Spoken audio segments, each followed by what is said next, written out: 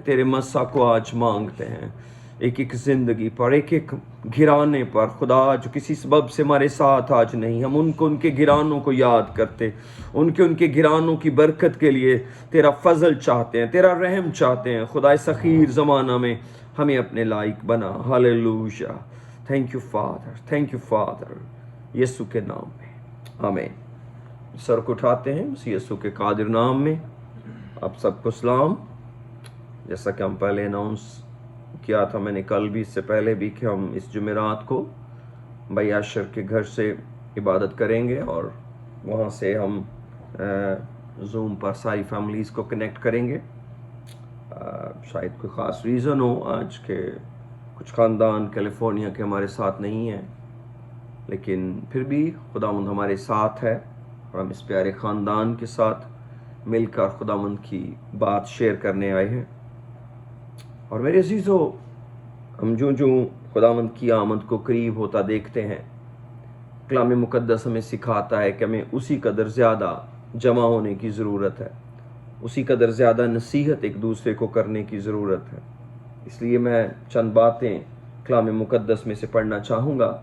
मेरे साथ कलाम मुक़द्दस को खोलिए। पौलुस रसूल का ख़त इफिसियों के नाम और उसका 4 बाब। मैं कोशिश करूँगा कुछ बातें पढ़ूँ, कुछ वर्सेस आपके साथ शेयर करूँ। इफिशियन चैप्टर 4 वर्स 17 से हम पढ़ेंगे। इफिसियों 4 बाब की 17वीं आयत। यहाँ पर पॉल इस तरह कहते हैं इफिशियन को, इसलिए मैं ये कहता हूँ और खुदावंद में जताए देता हूँ कि जिस तरह गैर कौमें अपने बेहुदा ख्यालात के मुआफिक चलती हैं, तुम आइंदा को उस तरह न चलना, क्योंकि उनकी अकल तारीक हो गई है और वो उस नदानी के सबब से जो उनमें है और अपने दिलों की सख्ती के बायस खुदा की ज़िंदगी से खारिज है। उन्होंने सुन होकर शहवत परस्ती को इख्तियार किया ताकि हर तरह के गंदे काम हिरस से करें, मगर तुमने मसीह की ऐसी तालीम नहीं पाई, बल्कि तुमने उस सच्चाई के मुताबिक जो यीशु में है उसकी सुनी और उसमें ये तालीम पाई होगी कि तुम अपने अगले चाल चलन की उस पुरानी इंसानियत को उतार डालो जो फ़रेब की शहवतों के सबब से ख़राब होती जाती है, और अपनी अकल की रूहानी हालत में नए बनते जाओ और नई इंसानियत को पहनो जो खुदा के मुताबिक सच्चाई की रास्तबाजी और पाकीज़गी में पैदा की गई है। बस झूठ बोलना छोड़कर हर एक शख्स अपने पड़ोसी से सच बोले, क्योंकि हम आपस में एक दूसरे के उज़्व हैं। गुस्सा तो करो मगर गुनाह ना करो। सूरज के डूबने तक तुम्हारी खफगी ना रहे और इब्लीस को मौका ना दो। चोरी करने वाला फिर चोरी ना करे, बल्कि अच्छा पेशा अख्तियार करके हाथों से मेहनत करे, ताकि मुहताज को देने के लिए उसके पास कुछ हो। कोई गंदी बात तुम्हारे मुंह से ना निकले, बल्कि वही जो ज़रूरत के मुआफिक तरक्की के लिए अच्छी हो, ताकि उससे सुनने वालों पर फजल हो। और खुदा के पाक रूह को रंजीदा ना करो, जिससे तुम पर मखलसी के दिन के लिए मोहर हुई। हर तरह की तल्ख मिजाजी और कहर और गुस्सा और शोरगुल और बदगोई, हर किस्म की बदखाही समेत तुमसे दूर की जाए, और एक दूसरे पर मेहरबान और नरम दिल हो।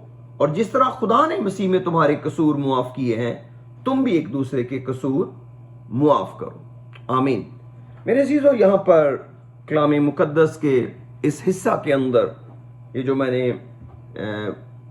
17वीं आयत से लेकर बाब के आखिर तक जो कुछ पढ़ा है, ये एक कलीसिया को खत लिखा गया है। इसका मतलब है ये बुलाए हुए लोग हैं, ये खुदा के चुने हुए लोग हैं, ये कलाम मुक़द्दस को समझते हैं, ये खुदा की पहचान रखते हैं, इनको नई पैदाइश का तजुर्बा है और ये रूल कुद्दस में दुआ करते हैं और एक कलीसिया की तरह ये आगे बढ़ रहे हैं।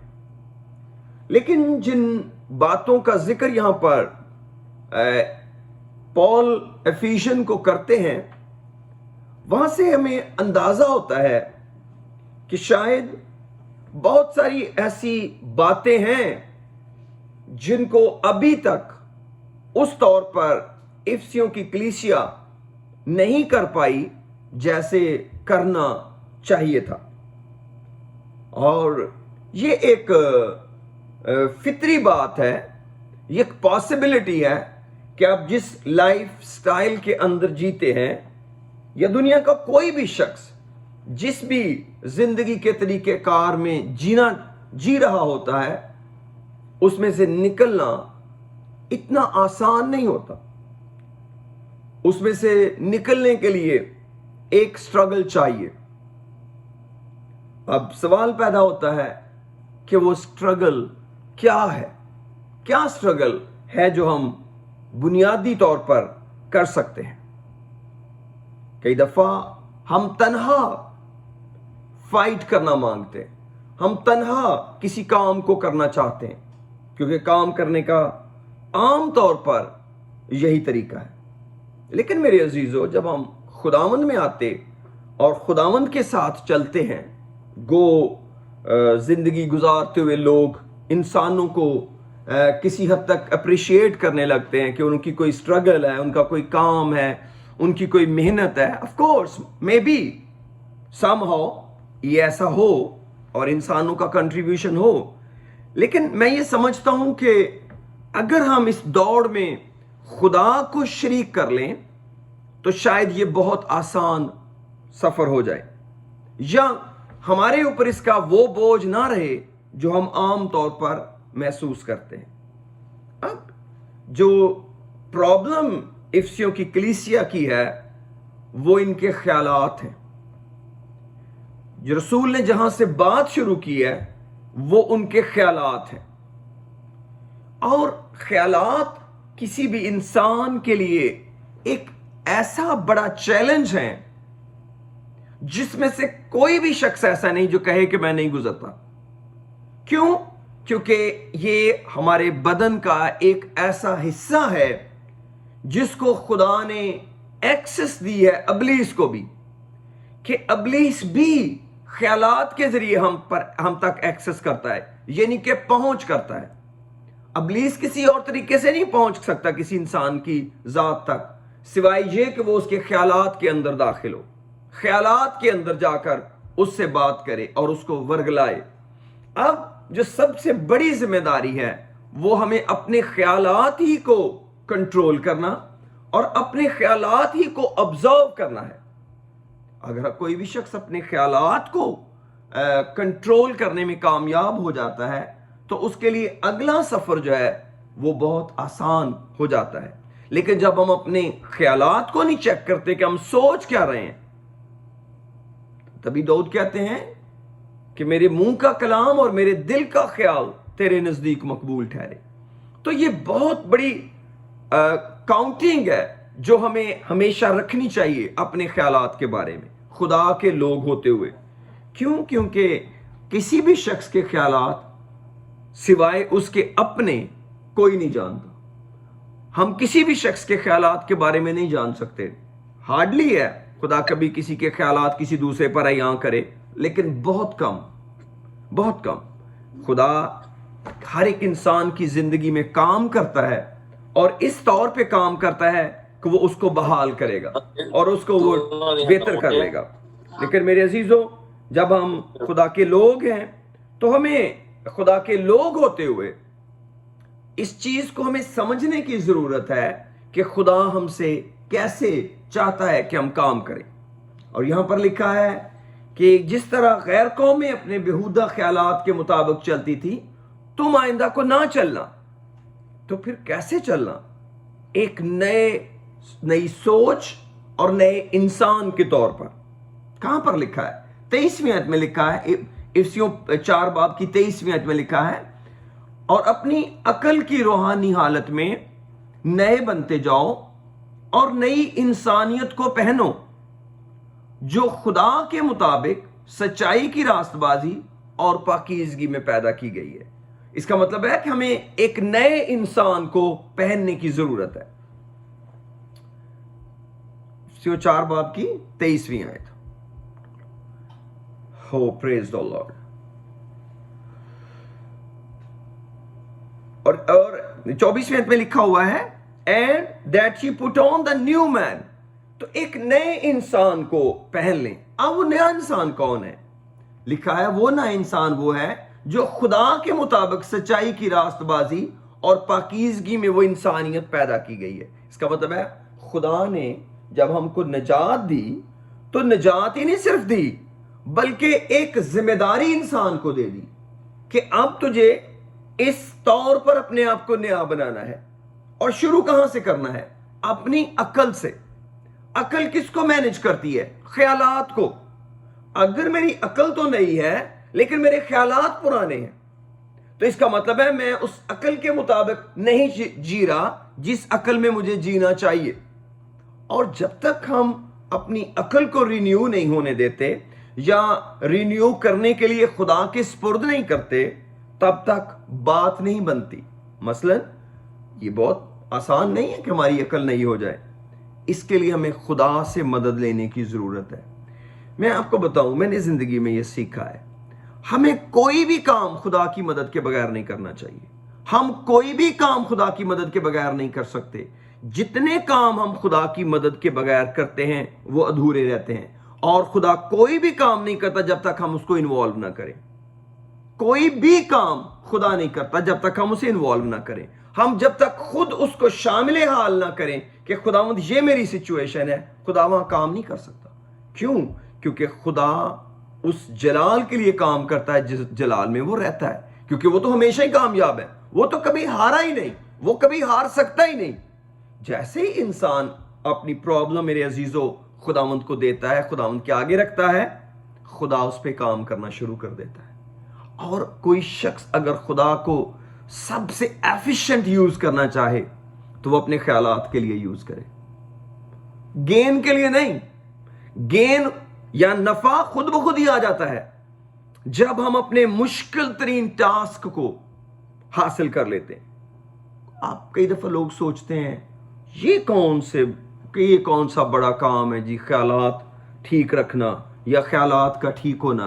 मैं आपको बताऊं, अगर आप इफ्सियों के अंदर आए मेरे साथ, सेकंड कोरिंथियंस के अंदर, तो मैं आपको बताना चाहता हूं कि हमें ख्यालात के लिए कितना बड़ा प्लान करने की जरूरत है।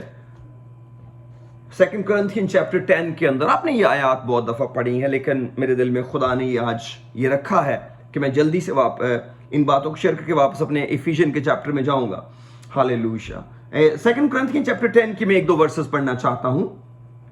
3री आयत पढ़ता हूं। लिखा है, क्योंकि हम अगरचे जिस्म में जिंदगी गुजारते हैं मगर जिस्म के तौर पर लड़ते नहीं, इसलिए कि हमारी लड़ाई के हथियार जिस्मानी नहीं बल्कि खुदा के नजदीक कलों को ढा देने के काबिल हैं। चुनाचे हम तसव्वुरात और हर एक ऊंची चीज को जो खुदा की पहचान के बरखिलाफ सर उठाए है उसे ढा देते हैं। किसको? तसव्वुरात को, इमेजिनेशंस को, हर एक ऊंची चीज को जो मसीह की पहचान के खिलाफ है। हर वो ख्याल जिसके अंदर खुदा का खौफ शामिल नहीं है वो उसकी पहचान के खिलाफ है, वो हमें उससे दूर लेके जा रहा है। और लिखा है उसे ढा देते हैं और हर एक ख्याल को कैद करके मसीह का फरमानबरदार बना देते हैं। और हर एक ख्याल को कैद करके मसीह का फरमानबरदार बना देते हैं। अब हर ख्याल को हमें डील करना है और क्या करना है? उसको खुदा का फरमानबरदार बनाना है। हर ख्याल, कोई ख्याल ऐसा नहीं है जिसके ऊपर खुदा का इन्फ्लुएंस ना हो, खुदा का खौफ ना हो। कई दफा लोग ख्यालात को बड़ा लाइट ले लेते हैं, लेकिन ये बहुत बड़ी डिसेप्शन है, बहुत बड़ी डिसेप्शन है कि जब हम अपने ख्यालात को मामूली लेते हैं। और अगर आप इसके 11वें बाब की सेकंड कोरिंथियन 11 चैप्टर की पहली 1-2 आयतें देखें तो हमें इसका असर नजर आएगा। पौल कहते हैं, काश कि तुम मेरी थोड़ी सी बेवकूफी की बर्दाश्त कर सकते। हां, तुम बर्दाश्त करते तो हो। मुझे तुम्हारी बाबत खुदा की सी गैरत है। किस काम के लिए? क्योंकि मैंने एक ही शौहर से तुम्हारी निस्बत की है ताकि तुमको पाक दामन कमारी की मानद मसीह के पास हाजिर करूं। लेकिन मैं डरता हूं कहीं ऐसा ना हो जिस तरह सांप ने अपनी मक्कारी से हवा को बहकाया, उसी तरह तुम्हारे ख्यालात भी उस खलूस और पाक दामनी से हट जाएं जो मसीह के साथ होनी चाहिए। अब हवा को जब सांप ने बहकाया तो उसने तो उसको फल खाने की तरफ रागब किया, लेकिन कैसे उसने उसको फल खाने की तरफ रागब किया?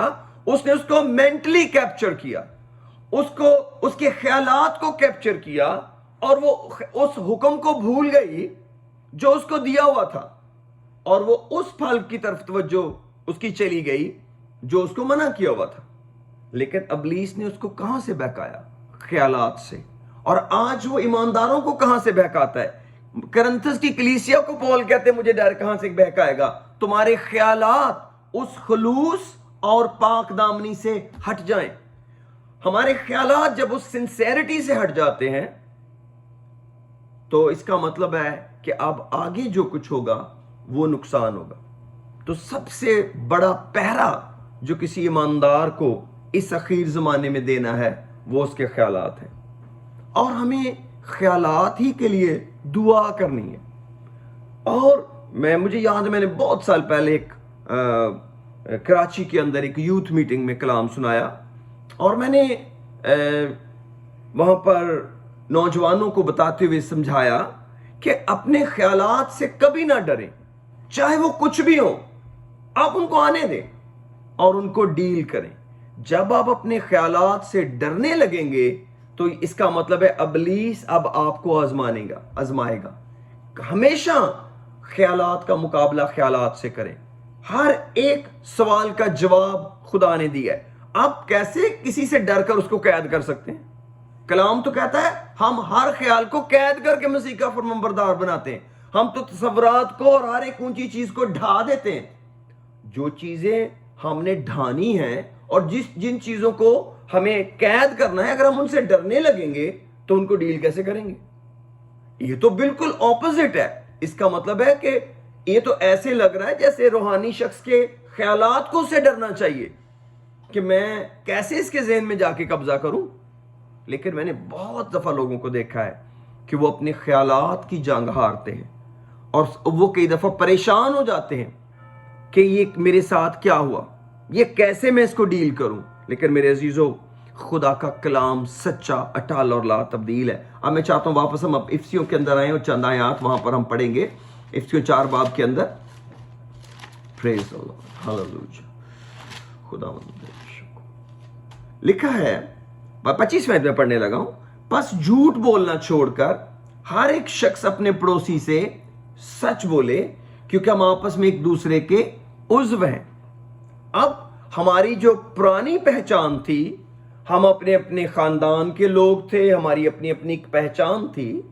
लेकिन जब हम कलीसिया में आ गए तो हम मसीह का बदन और आपस में उज़्व बन गए, ऑर्गन्स बन गए। और एक बॉडी एक ऑर्गेनिज्म है, और कोई भी जो ऑर्गन है, उज़्व है, वो दूसरे उज़्व से झूठ नहीं बोल सकता, उसको डिसीव नहीं कर सकता, बल्कि वो हमेशा उसकी मदद के लिए तैयार रहता है। रसूल कहते हैं क्योंकि हम ऑर्गन हैं और हमारा फंक्शन ही दूसरे की मदद करना है, इसलिए झूठ बोलना छोड़ दो। अब कई दफा हम इन चीजों को, इन आदात को ऑब्जर्व नहीं करते, या कई दफा हम इनको मामूली सी बात समझते हैं, झूठ बोल देने को। लेकिन याद रखें, ये एक नई इंसानियत के अंदर बहुत बड़ी रुकावट बन जाती है जब हम सच्चाई को कबूल नहीं करते, हम सच्चाई के अंदर नहीं ढलते। बहुत दफा सच्चाई की कीमत बहुत ज्यादा देनी पड़ती है। मैं इस बात को मानता हूं, मैं इस बात को समझता हूं कि हमें कई दफा सच्चाई की कीमत देनी पड़ती है। लेकिन जब हम सच्चाई के आदी हो जाएंगे, फिर झूठ बोलना मुश्किल हो जाएगा। जो लोग सच बोलते हैं उनके लिए झूठ बोलना बड़ा प्रॉब्लम होता है। वो कहती है मैंने तो कभी झूठ नहीं बोला, मैं कैसे झूठ बोलूं?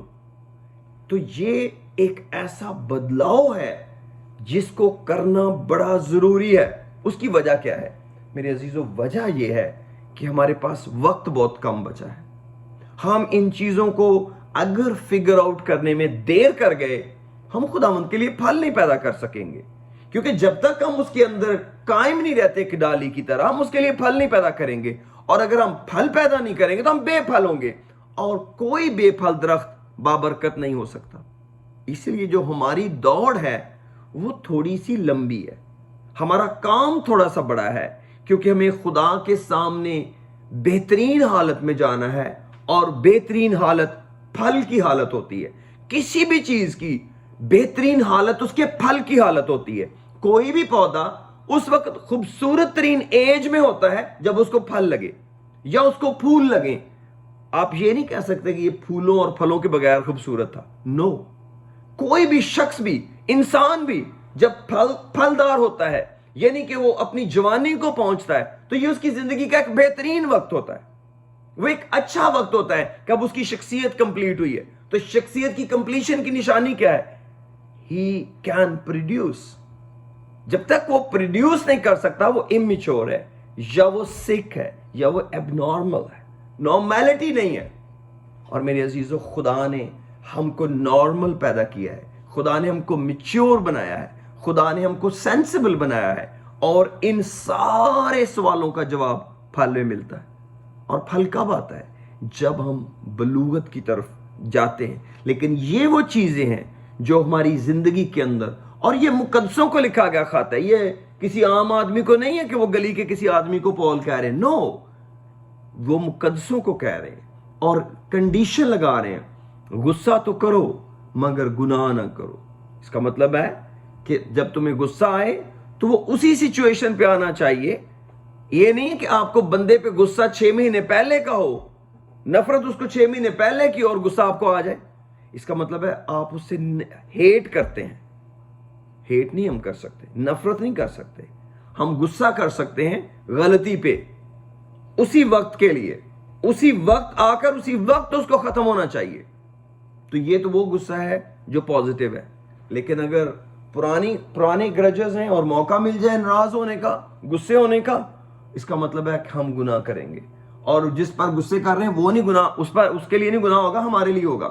اور لکھا ہے، اور ابلیس کو موقع نہ دو۔ چوری کرنے والا پھر چوری نہ کرے، بلکہ اچھا پیشہ اختیار کر کے ہاتھوں سے محنت کرے، تاکہ محتاج کو دینے کے لیے اس کے پاس کچھ ہو۔ کوئی گندی بات تمہارے منہ سے نہ نکلے، بلکہ وہی جو ضرورت کے موافق ترقی کے لیے اچھی ہو۔ اس کا مطلب ہے کہ جب ہم پرانی انسانیت میں ہوتے ہیں تو ہم کئی دفعہ سوچتے نہیں ہیں کہ جو گفتگو کر رہے ہیں اس کا کیا معیار ہے۔ یہ ایک عام بات ہے، لوگ کئی دفعہ دوسروں کو امیوز کرنے کے لیے ایسی باتیں کرتے ہیں، لیکن کلام کہتا ہے کہ اب ہم کو سوچنا ہے۔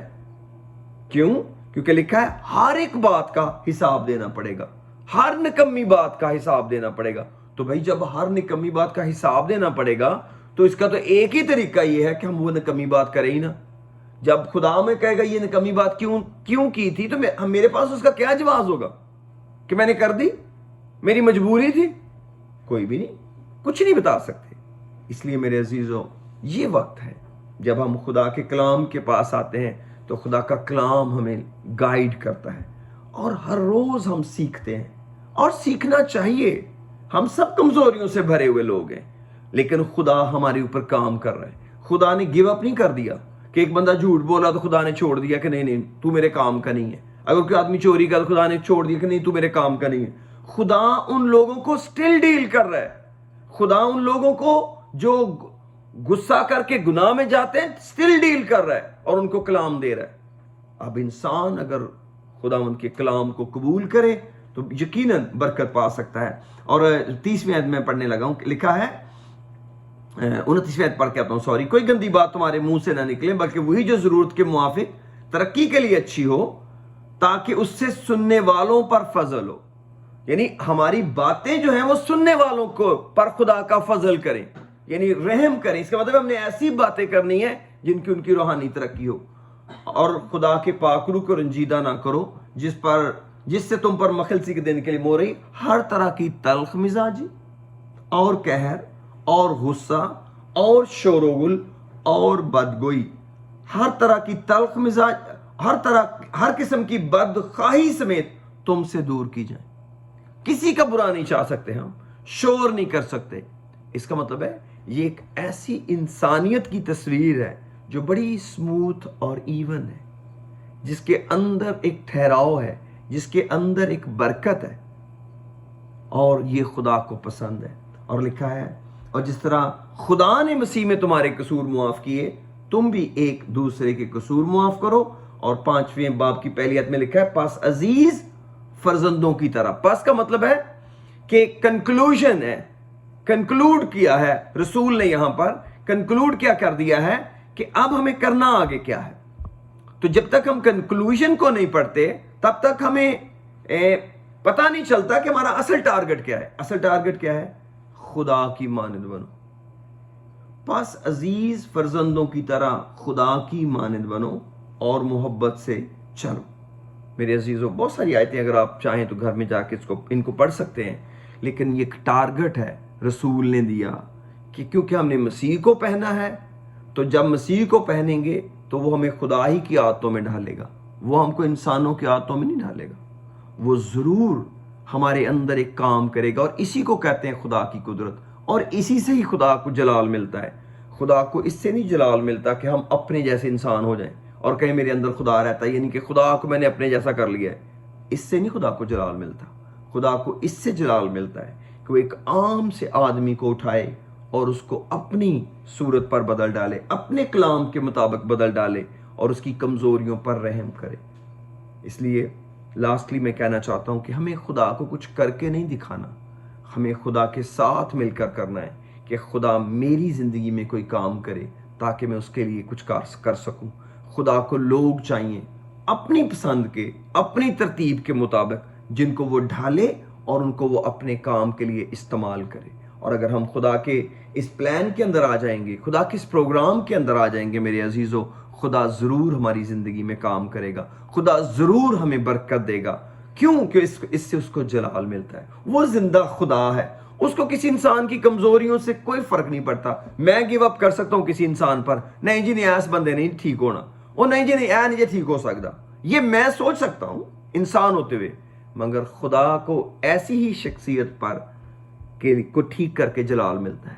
خدا نے دنیا کے کمزوروں کو چنا کہ زوراوروں کو شرمندہ کرے، خدا نے دنیا کے بے وقوفوں کو چنا کہ عقل مندوں کو شرمندہ کرے۔ یہ خدا کے اندر قدرت ہے۔ آئیے اپنے سروں کو جھکاتے ہیں، دعا کرتے ہیں چند منٹ کے لیے۔ ہاللیلویا، پریز دی لارڈ۔ آئیے ہم سب دعا کریں، خدا کا شکر کریں اس مبارک اور سندر وقت کے لیے جو اس نے مجھے اور آپ